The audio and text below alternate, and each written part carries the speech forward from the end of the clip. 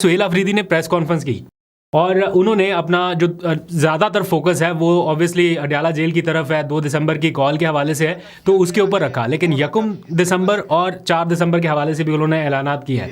पहले 2 दिसंबर की बात कर लेते हैं। अभी सारी प्रायोरिटी पीटीआई की वो ये है कि इमरान खान से मुलाकात हो सके और एक तो उनकी सेहत के बारे में, उनकी वेलबींग के बारे में पता चल सके और दूसरा ऑब्वियसली वो चाहते हैं कि कोई गाइडलाइंस उनसे मिल सके, जो कि मुश्किल दिखाई दे रहा है। मैंने हमारे एक बहुत ही सीनियर जर्नलिस्ट है जो कि ज़्यादा सामने नहीं आते, मंजरे आम पे इतना ज़्यादा नहीं आते, लेकिन उनके पास अंदर की बहुत सारी इन्फॉर्मेशन होती है।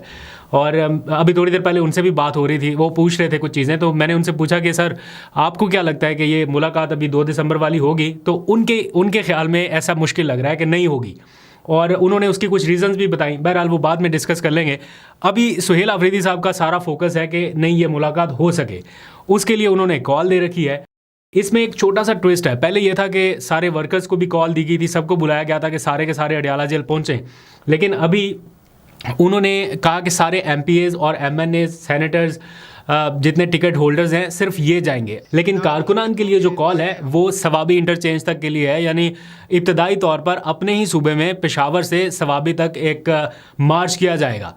अगला फेज़ जो है उसका एक तरह से आगाज़ है ये कि अपने सूबे में एक्टिविटीज़ जो है वो शुरू कर रहे हैं। आपको पता है गुज़िश्ता रोज़ उन्होंने आईएसएफ के लोगों को बुला के कहा कि आप सब लोग तैयार रहिएगा अगली कॉल के लिए। अभी ये पेशावर से सवाबी तक मार्च, ये इंडिकेट कर रहा है बहुत सारे उनके आने वाले फैसलों को कि वो किस तरफ जा सकते हैं। ये जो गवर्नर राज की आप खबरें सुन रहे हैं, गवर्नर की तब्दीली के हवाले से बातें सुन रहे हैं, ये ऐसे ही नहीं है।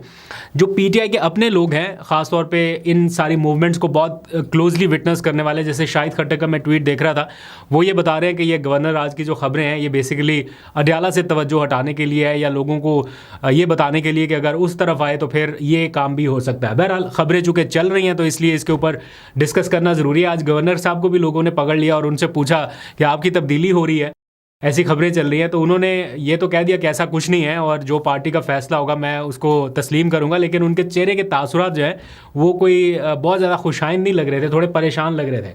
बहरहाल अब पहली कॉल जो है वो 2 दिसंबर की, अडयाला से पहले हाईकोर्ट के बाहर सारे लोग इकट्ठा हों, उसके बाद इन्होंने कॉल दिया कि हम अडयाला की तरफ जाएंगे। और ये वाजे किया गया कि ये कॉल वर्कर्स के लिए नहीं है, वर्कर्स पेशावर से सवाबी तक जाएंगे। ये तो हो गया उनका पहला फेज़।